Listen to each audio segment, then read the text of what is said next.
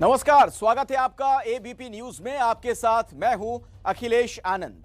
अब आप देखेंगे वो शो जो जनता की आवाज है, यानी घंटी बजाओ। हम हर उस मसले पर सरकार की, सिस्टम की जवाबदेही चाहते हैं जिससे जनता का जीवन प्रभावित होता है। तो घंटी बजाओ में उन खबरों की पड़ताल होती है जिनकी सुनवाई ना हो। आज एक ऐसा मुद्दा लेकर मैं आपके सामने हाजिर हूं जो सुनने में शायद आपको छोटा लगे, लेकिन जो हजारों हजार लोग इससे प्रभावित हो रहे हैं, उन्हें इसकी वजह से दाने दाने को मोहताज होना पड़ता है।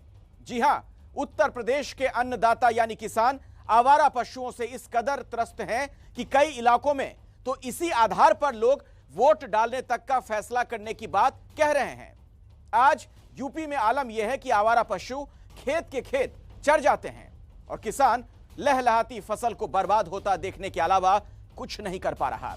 उसकी साल भर की मेहनत घंटों में तबाह हो जा रही है और पूरा परिवार फिर 2 वक्त की रोटी तक के लिए तरस जाता है। तो किसानों की इस बदहाली के लिए जिम्मेदार सरकार और सिस्टम के खिलाफ 8422 840000 पर घंटी जरूर बजाइए।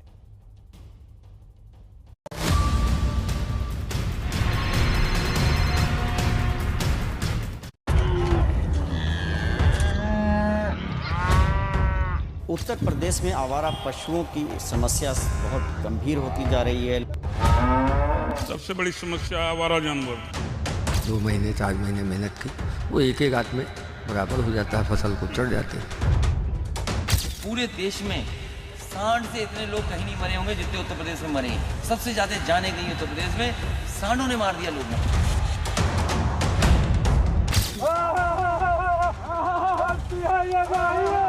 रात के जाग के बचाते हैं हम लोग, खेत से घर से बाहर जाते हैं खेत में थोड़ा बहुत, लेकिन उसके बाद भी नहीं बच पाता।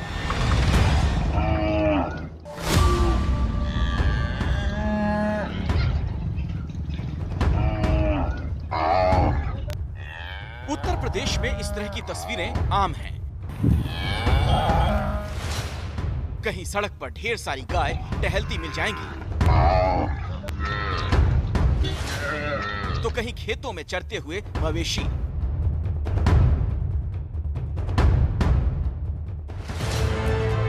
बड़ी संख्या में आवारा घूम रहे जानवर यूपी के किसानों के लिए मुसीबत बने हुए हैं। खास तौर से छोटे किसानों के लिए ये मवेशी बड़ी चुनौती बन चुके हैं।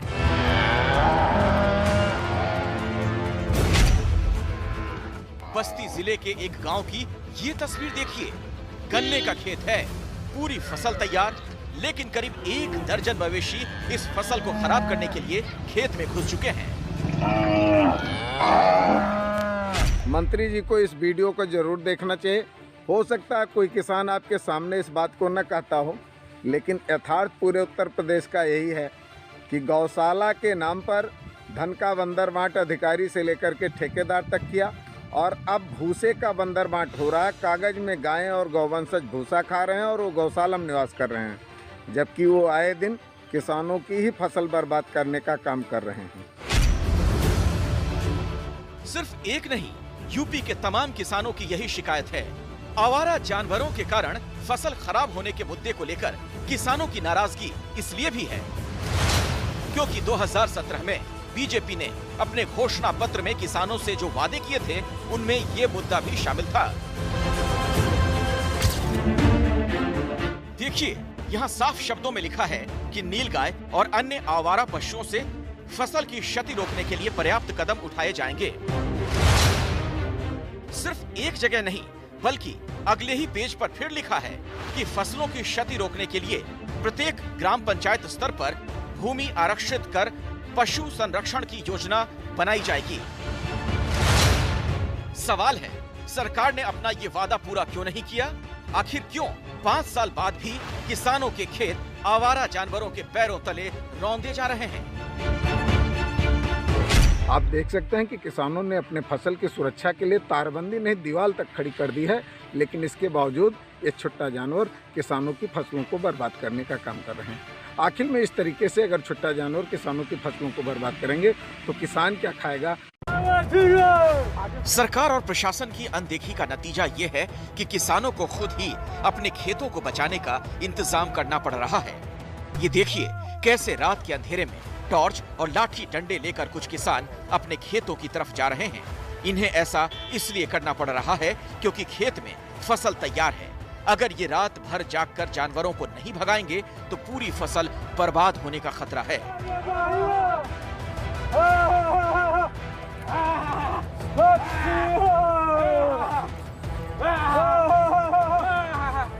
इतनी कोशिशों के बाद भी फसल बच जाएगी, इसकी कोई गारंटी नहीं। सरसों के इस खेत का हाल देखिए, लगभग पूरी फसल जानवरों के कारण खराब हो चुकी है।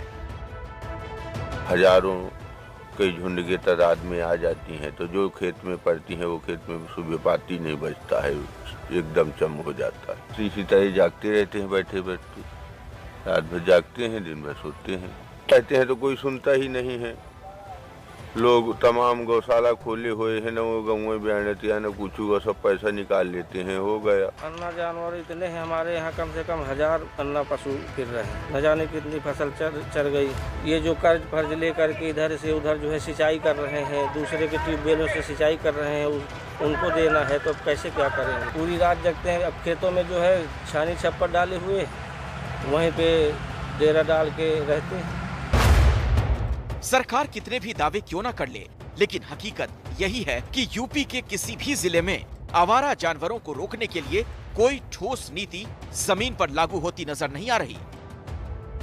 बुंदेलखंड में आवारा जानवरों के कारण हो रहे नुकसान से परेशान किसानों का कहना है, पहले गांव में पशुओं के चरने के लिए जगह होती थी, अब वो व्यवस्था भी खत्म हो चुकी है और सरकार की तरफ से आवारा जानवरों के चारे की व्यवस्था सिर्फ कागजों पर ही होती है। इसी का खामियाजा उठा रहे हैं ये किसान। एक तो ये परेशानी आती है कि रात रात भर जगना, अब फसलें दिखाई देने लगी और 1 घंटे के लिए 2 घंटे के लिए चुग गए तो गए। रात भर जगने से चिड़चिड़ाहट होती है, तो मनोवैज्ञानिक प्रभाव ये पड़ता है कि लड़ाई झगड़े बढ़ जाते हैं। चिड़चिड़ाहट के कारण आपस में सामाजिक द्वंद्व ज़्यादा बढ़ जाते हैं और स्वास्थ्य के ऊपर भी विपरीत प्रभाव पड़ रहा है किसानों के। और आर्थिक परेशानी तो है ही है कि जो कर्जा लेके फेंसिंग की व्यवस्था की महंगी है।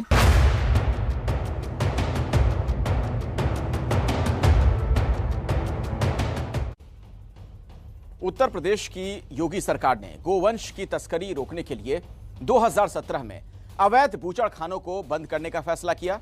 सरकार का यह दावा है कि उसके बाद से गोवंश के संरक्षण के लिए पूरे प्रदेश में आश्रय स्थल खोले गए। गोवंश की देखभाल करने वाले परिवार को 900 रुपए महीने देने की योजना शुरू की गई। कुपोषित परिवारों को आश्रय स्थल से गाय देने की योजना लाई गई। लेकिन ये सारी योजनाएं आवारा मवेशियों की बढ़ती संख्या को काबू करने में नाकाम रहीं और इसीलिए किसान परेशान हैं और अब चुनाव के मौके पर विपक्ष भी इस मुद्दे पर सरकार को घेर रहा है। आवारा पशु सिर्फ फसलों के लिए ही खतरा नहीं है, कई जगहों पर वो जान के लिए भी खतरा बन चुके हैं। पिछले हफ्ते मुरादाबाद के कटघर इलाके के एक बुजुर्ग किसान एक सांड के हमले का शिकार बने। 70 साल के बल सिंह उस वक्त अपने खेत में काम कर रहे थे। हमले के बाद उन्होंने शोर मचाया तो आसपास के लोगों ने किसी तरह उन्हें बचाया, लेकिन तब तक वो गंभीर तौर पर जख्मी हो चुके थे। हमारे पापा खेत पे रहते हैं और ये थोड़ी सी लकड़ी तोड़ने के लिए गए हैं। वहाँ पर पिस्तौल ज़्यादा छोड़ रखे हैं, लोग बाहर बहुत ही ज़्यादा रह रहा है, मतलब है 8-7 तक जानवर है वहाँ पर, एक से एक बढ़कर खतरनाक है वहाँ पर। और हमारे पापा लकड़ी तोड़ रहे थे, वो गाय इनसे ज़रा थोड़ी सी आगे चल रही थी, आगे चलने के बाद में ये गाय को छोड़ दिया उनने और इनके ऊपर इन्हें हमला कर दिया। यूपी में आवारा पशुओं के इसी आतंक को लेकर समाजवादी पार्टी के अखिलेश यादव लगातार योगी सरकार को घेर रहे हैं।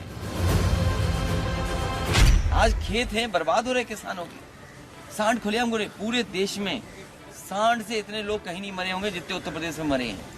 सबसे ज्यादा जाने गई उत्तर प्रदेश में, सांडों ने मार दिया लोगों को। हालांकि योगी सरकार का दावा है कि आवारा मवेशियों को रखने के लिए प्रदेश भर में गौशालाएं बनाई गई हैं, लेकिन उन गौशालाओं के रखरखाव को लेकर लगातार सवाल उठते रहे हैं। इसके अलावा आंकड़े ये भी बताते हैं कि पिछले कुछ सालों में प्रदेश में आवारा जानवरों की संख्या बढ़ी है। भारत में करीब 20 करोड़ मवेशी हैं, जिनमें से सबसे ज्यादा उत्तर प्रदेश में हैं। इसकी वजह है कि जहां देश के बाकी राज्यों में मवेशियों की संख्या में करीब 3% की गिरावट दर्ज की गई, वहीं उत्तर प्रदेश में उनकी संख्या 17% बढ़ गई। आवारा पशुओं की समस्या से नाराज एक किसान ने पिछले हफ्ते बीजेपी विधायक को एक कार्यक्रम के दौरान थप्पड़ मार दिया था।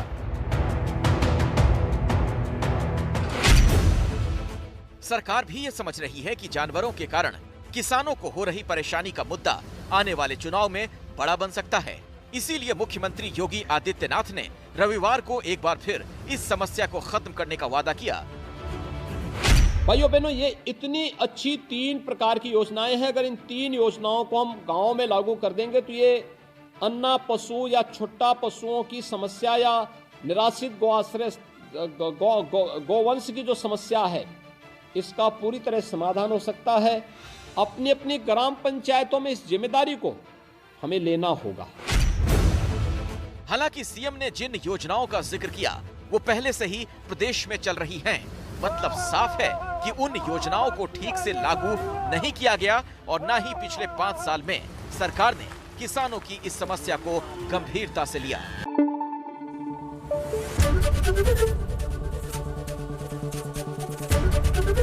एबीपी न्यूज आपको रखे आगे।